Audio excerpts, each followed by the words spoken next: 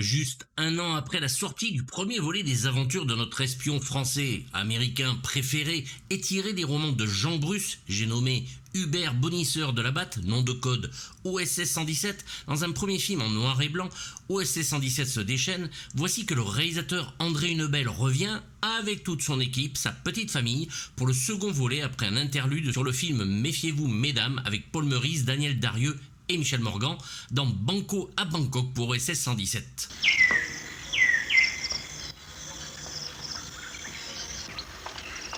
Plus de budget et l'ajout de la couleur rapprochent cet épisode de ce dont rêve André Hunebelle, faire un James Bond à la française. Le premier film fut un succès, le second encore mieux, et Hunebelle va enchaîner Fantomas la même année, le troisième OSS 117 et le second Fantomas en 1965, soit 2 gros films par an, et devient alors l'un des réalisateurs français ayant connu le plus de succès, et dès ce second opus, réussit à rivaliser avec l'agent le plus connu du monde, James Bond 007, mais, avant que vous ne commenciez à gueuler, à la française. Quoi qu'il arrive, continuez votre route le plus vite possible. Oui, monsieur. Tiré donc du roman de Jean Bruce, Lila de Calcutta, écrit en 1960, 58e roman, ce Banco à Bangkok va nous raconter l'idée que c'est la panique en Asie du Sud-Est puisqu'une mystérieuse secte semble déterminée à diffuser le virus de la peste dans toute la région. Il nous avait transmis une information très alarmante. Plusieurs cas de peste aux Indes. Surpopulation, hygiène relative. Envoyé sur place pour mener l'enquête, OSS 117 va découvrir le laboratoire secret du Dr Sin. L'agent est alors capturé et va repartir à l'aventure. L'on pourrait effectivement se demander qui de Ian Fleming ou Jean Bruce a eu l'idée du Dr No d'un côté et Dr Sin de l'autre, Fleming ayant écrit le sien en 1958 mais sorti en France qu'en 1960. Notre devoir est de les détruire, pour que demeure seule la spiritualité d'une civilisation millénaire. Peut-être une simple coïncidence. Un scénario écrit quand même par Pierre Foucault et Raymond Picon-Borel, le premier étant un habitué de la famille Hunebelle, et l'adaptation de ces 2 hommes sera aidée par Michel Lebrun, Patrice Rome et Richard Caron, ce dernier ayant écrit nombre de romans d'espionnage et qui créa l'agent TTX 75. Tendance obsessive à la persécution. Cela risque d'empirer si vous n'y prenez garde. Toujours est-il que pour beaucoup, Jean Bruce est à la littérature, ce que Hunebelle justement est au cinéma, 2 conteurs qui savaient savamment doser leurs histoires, qui faisaient rêver et voyager le lecteur ou le public. J'aime le film d'action. Je l'ai toujours aimé à l'époque où j'étais spectateur et par conséquent devenu réalisateur, j'ai eu tendance à faire des films comme ceux que j'ai aimés pendant de nombreuses années.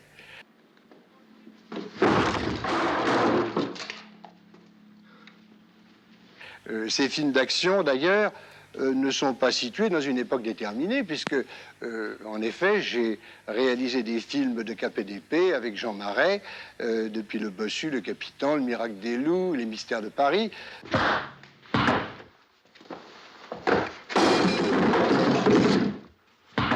Ce sont des films d'action aussi, et où pourtant je ne disais pas action, je disais partez. Depuis l'année dernière, où j'ai démarré le premier OSS avec Kerwin Matthews, j'ai pris l'habitude de dire action.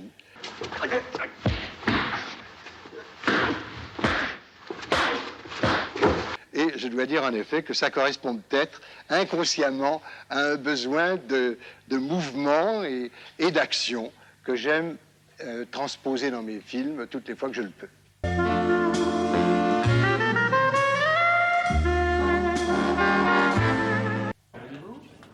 Là, arrivez là. Vous êtes un danseur accompli, parce que je ne sais pas danser aussi bien que vous, monsieur Hunebelle.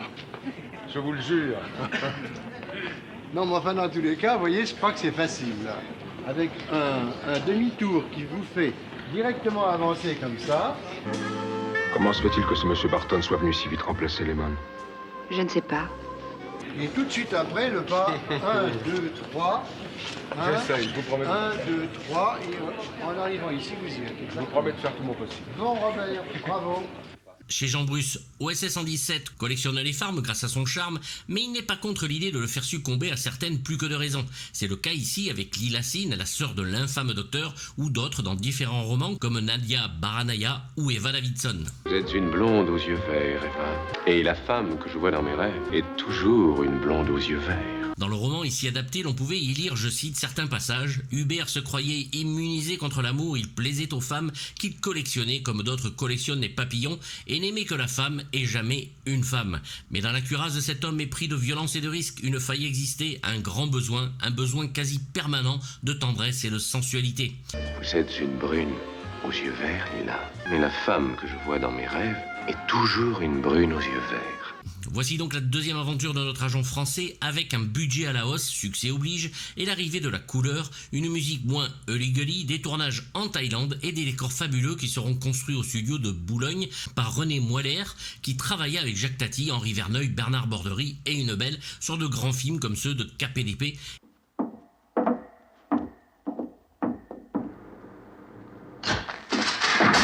Et sera assisté par Théobald de Meurice, le neveu de l'acteur Paul Meurice, qui débute et qui continuera sur Le Samouraï, L'Armée des Ombres, Le Cercle Rouge de Melville, et Yves Robert sur Le Grand Blond avec une chaussure noire et sa suite, Le Retour, du Bébel, du Delon et le 2h moins le quart avant Jésus-Christ de Jean-Yann où les décors étaient rois.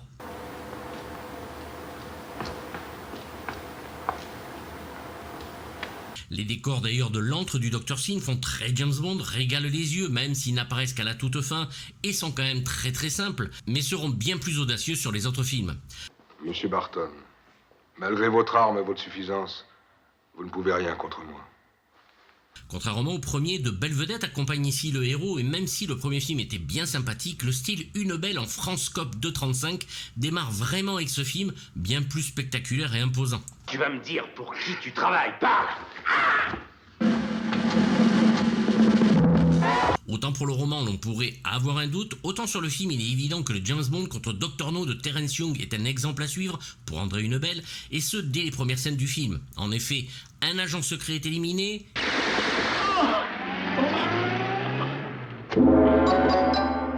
il y a un photographe qui attend l'aéroport notre OSS 117, comme celle que prend Bond dans le premier film.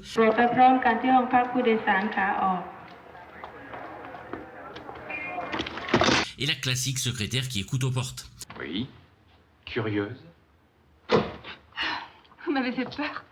Le tournage en extérieur ne servira que pour montrer les paysages et certaines transparences, ainsi bien sûr que quelques petits passages où Kerwin Matthews est dans des voitures, histoire de faire illusion.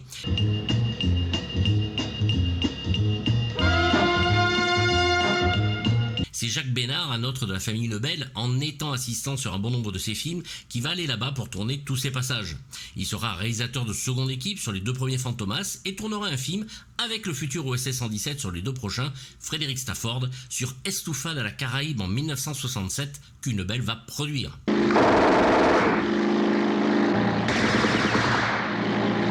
André Une Belle est un homme toujours courtois et poli et son amabilité est légendaire dans le monde du cinéma, même s'il est très tatillon sur un plan parce qu'il veut que ce soit à l'équilibre, toujours. Voilà, le couple de droite est très bien amorcé, le couple de gauche on ne le voit plus du tout, et ça fait le truc qui est complètement déséquilibré. Ils ont l'air d'être là tout seuls au milieu du champ.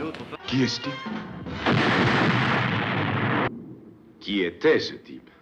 Je pense qu'une atmosphère détendue est indispensable sur un plateau pour que les interprètes soient à leur aise et par conséquent puissent donner le maximum.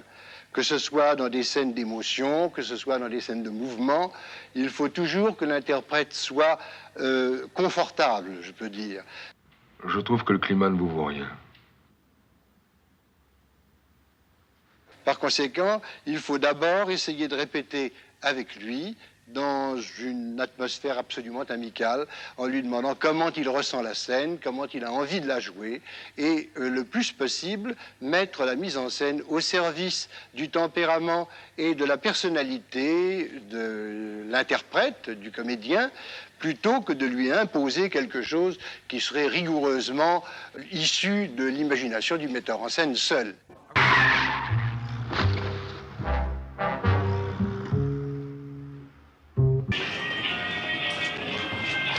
C'est tout, voilà que c'était parfait ça. C'était parfait. Alors, faites les maquillages. Aucun plateau de tournage n'est interdit et accepte volontiers de recevoir des journalistes sur ses lieux de travail. Il a engagé pour ce film Raymond Lemoigne à la photographie. À la musique, c'est toujours le grand Michel Magne qui va composer une vraie musique de film d'espionnage comme on les aime et qui va s'améliorer de film en film avec Une Belle, que ce soit sur les OSS 117 ou aussi les Fantomas, dont j'ai longuement parlé dans les deux premiers films de ces deux franchises.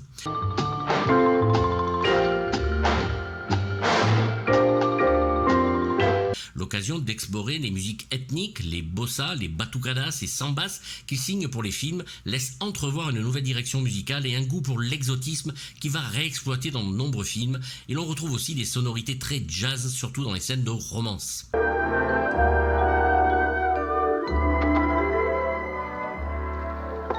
Le film va remporter un joli succès en France avec 3 millions de spectateurs et l'assurance de continuer la franchise.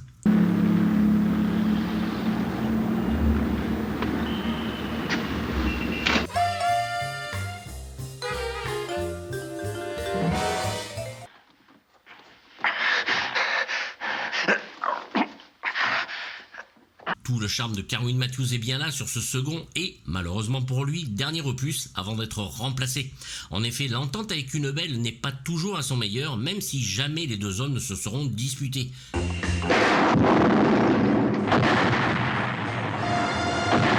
Et que quand j'ai affaire à des interprètes comme Kerwin Mathews, par exemple, qui sont des hommes complets, je peux dire, qui justement, sur le plan de l'action, sont capables de donner des bagarres, sont eux-mêmes de très grands sportifs.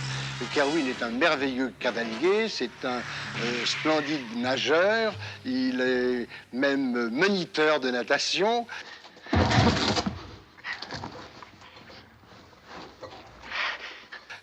Et par conséquent, on pourrait croire qu'il s'est spécialisé dans ces choses qui sont purement, si vous voulez, spectaculaires du point de vue physique et du point de vue sportif. Mais ce qu'il a de merveilleux, c'est qu'il est en même temps un intellectuel.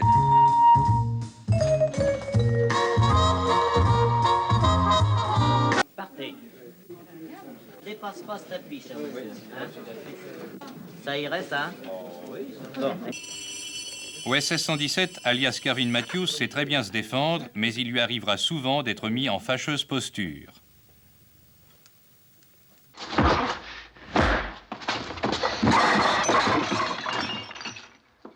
Mais surtout, Kerwin Mathews demande beaucoup trop d'argent et un salaire vraiment à la hausse pour revenir. Son dernier rôle sera en 1978 dans Cauchemar sanglant de John Stanley, puis se retire du cinéma.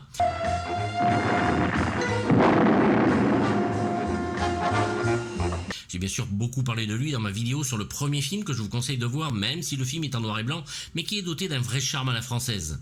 Mathews y est interviewé d'ailleurs en français, un bel effort, mais dans le film est doublé par Jean-Pierre Duclos qui va doubler James Coburn et, surtout, Sean Connery dans les James Bond. Vous m'avez fait peur. Lila Sin, sœur du docteur donc, tenante du titre du roman, est interprétée par Pier Angeli, née Anna Maria Pierangeli, sœur jumelle de l'actrice Marisa Parvant. Cette jeune femme, préparée pour la fête de vos yeux, c'est Anna Maria Pierangeli. Et si je suis venue, c'est parce que j'ai une chose très très grave à vous dire. Mais ce n'est pas grave du tout, Lila. Elle est donc la sœur du méchant, qui va bien sûr tomber amoureuse d'Hubert, va quand même droguer son verre, mais OSS s'en débarrasse parce qu'il la voit faire.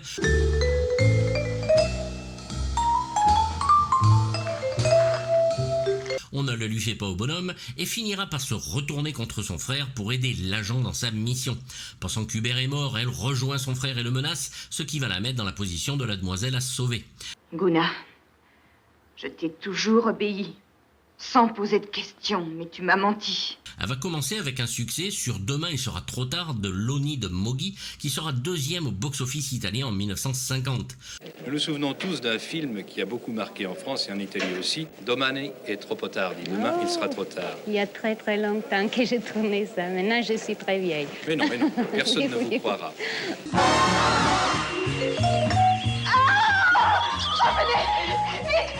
Je me souviens de votre partenaire qui s'appelait Gino Lauriini. Oui. Qu'est-il devenu? L'avez-vous revu? Oui, il a tourné seulement ce film et après il a quitté le cinéma et maintenant il est marié.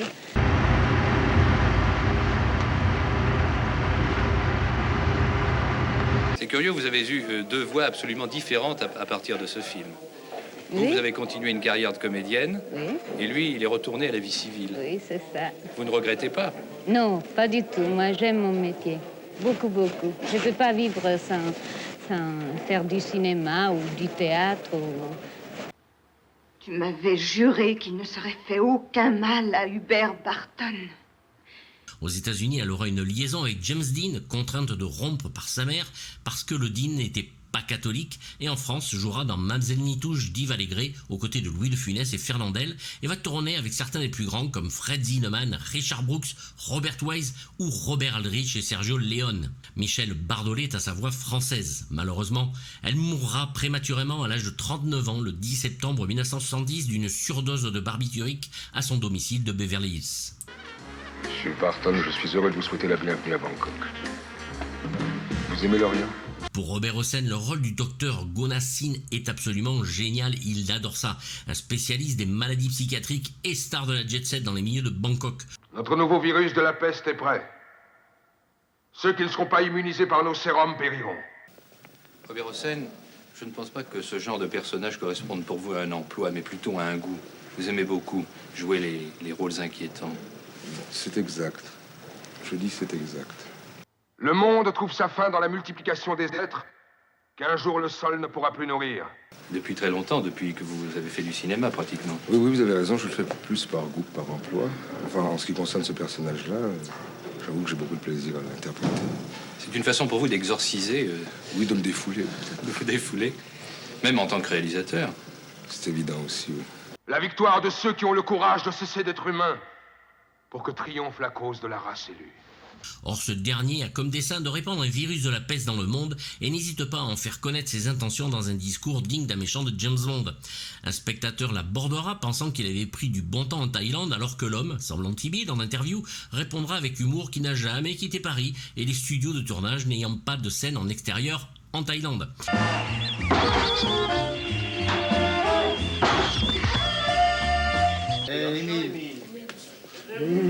Émile, faut que tu mettes un masque. Faut pas que vous soyez là. Faut que tu mettes un masque. On a dit qu'il y avait que dans le coin là-bas. Ah oui, mais t'es... Après cet épisode comique, on peut répéter.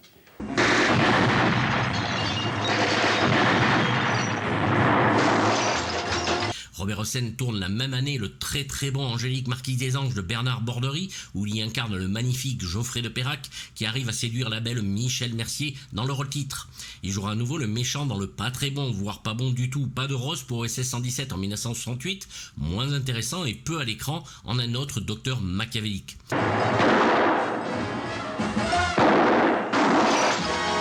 On ne présente plus l'acteur-réalisateur dont la filmographie n'a absolument pas à rougir au cinéma comme au théâtre. Vous pourrez retirer cette épreuve à n'importe quelle heure de la nuit en me demandant à l'hôtel Erawan.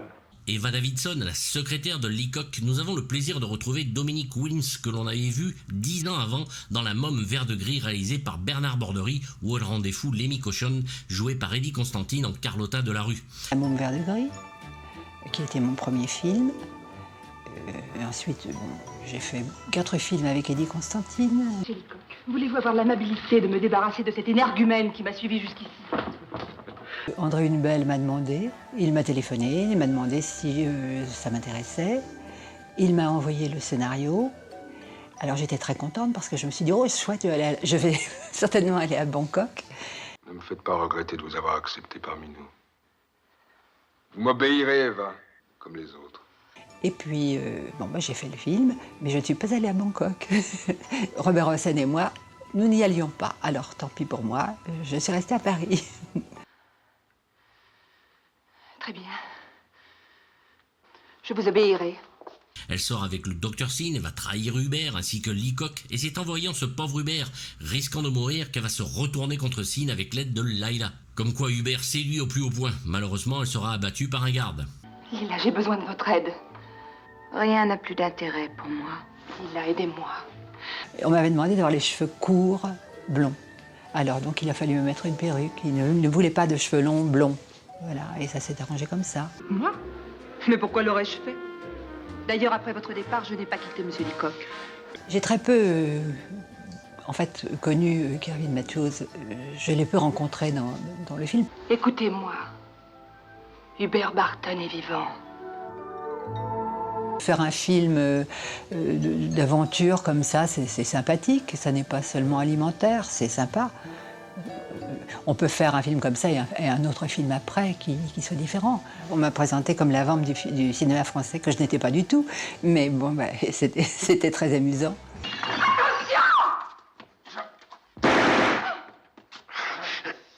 De son vrai nom Claudine Maria Celina Wins, elle jouera toujours le même genre de film, de détective, ce qui va la fatiguer, voire de femme fatale souvent, et le genre ayant tendance à se raréfier, va partir tourner à la télévision dans des séries ou des téléfilms, puis carrément arrêter. Sortez, monsieur. Non. Bon. Alors rentrez. Merci. Leacock, lui, est interprété par le merveilleux et grand Henri Verlogeux, peu de temps à l'écran, je vous l'accorde, mais qui reviendra sur la franchise pour y faire la voix de Colin Drake dans À tout cœur à Tokyo pour OSS 117. Dans ces conditions, monsieur Barton, que puis-je faire pour vous être agréable?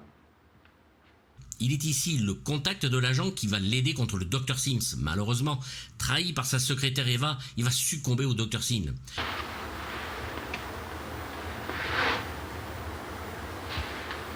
C'est un homme de télévision, de cinéma et de théâtre, notamment avec Jacqueline Maillan dans Croque-Monsieur de Marcel Mitois durant 1700 représentations au théâtre. On l'a vu aussi dans Les Rois Maudits, réalisé par Claude Barbin, Le Comte de Monte-Cristo de Denis de la Patelière, La Chambre des Dames de Yannick Andréhy, et il apparaît aussi dans nombreuses séries policières comme Les Enquêtes du commissaire Maigret, l'épisode de Philippe Laïc ou encore Les 5 dernières minutes. Il interprète au début des années 1970 Herlock Sholmès, pastiche français de Sherlock Holmes, dans la série télévisée de la deuxième chaîne de l'ORTF, Arsène Lupin, avec Georges Descrières et Roger Carrel. Il va tourner une 50aine de films, avec Henri Verneuil dans Mélodie en sous-sol par exemple, aux côtés d'Alain Delon et Jean Gabin, avec Gérard Rory dans Le Cornio aux côtés de Louis de Funès, et participe à de nombreux doublages, dont le Tarking, et oui, Peter Cushing dans le Star Wars épisode 4, Un Nouvel Espoir. Évacué, quand vient le moment du triomphe. Je crois que vous surestimez nos adversaires. Puis, l'empereur Palpatine, joué par Ian McDiarmid déjà, dans Le Retour du Jedi de Richard Marquand en 1983. Tu voudrais ceci, n'est-ce pas?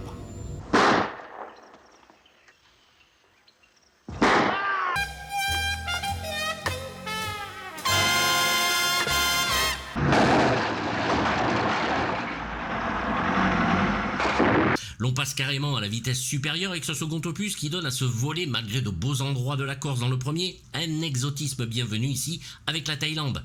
Les romans se chevauchent entre celui de Ian Fleming et celui de Jean Bruce, mais force est de constater que le Hunebelle a bien vu James Bond contre Dr No de Terence Young.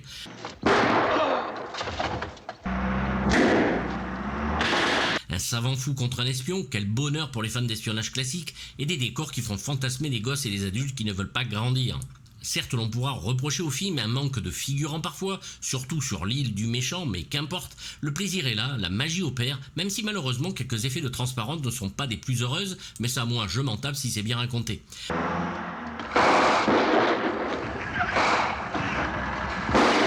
L'esprit génial de Jean Bruce est respecté avec ses dialogues ironiques parfois et juste à propos, limite second degré pour certains aujourd'hui. Un cinéma populaire aujourd'hui disparu, remplacé par un divertissement de classe sociale sans aucun intérêt, si ce n'est celui de la semaine, voire de la journée de sortie. Combat toujours réglé par le grand Claude Carliès qui joue des arts martiaux, des poursuites en voiture ou des hors-bords, Hunebelle est à l'époque le réalisateur qui compte.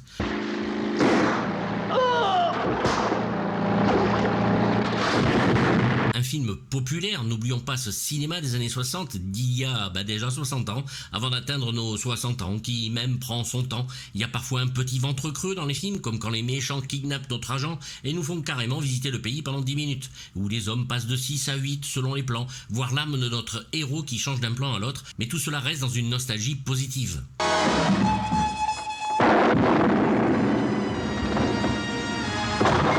Un genre que l'on pastiche afin d'éviter de montrer que nous avons perdu notre savoir-faire, comme dans les films avec Dujardin, plus apte à se moquer que d'essayer de montrer que nous aussi avons des héros, des vrais, des légendes urbaines aussi, voire des légendes tout court. Du 3 poils sur 6 sur le premier volet, ici c'est 4,5 poils sur 6, on monte bien, et c'est peu de le dire.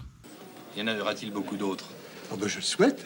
Ça prouvera simplement que le public aura donné autant de succès au second qu'au premier. N'hésitez pas à me faire part de vos avis dans les commentaires, j'y répondrai comme d'habitude, même négatif si c'est écrit poliment. Vous avez le lien pour les DVD et Blu-ray s'ils existent dans la description. Vous pouvez vous abonner à la chaîne Patreon qui vous permet d'avoir les vidéos en avance, sans censure, et je dis bien sans censure, ni pub, et avec des lives inédits. La boutique est ouverte avec mug, t-shirt, suite, tablier de cuisine, bref plein de choses, et vous avez aussi le lien en description. Pensez à vous abonner, c'est gratuit et ça fait plaisir, si vous en avez envie. Mettez un pouce et activez la petite cloche pour les notifications, et à bientôt pour du lourd, bye bye.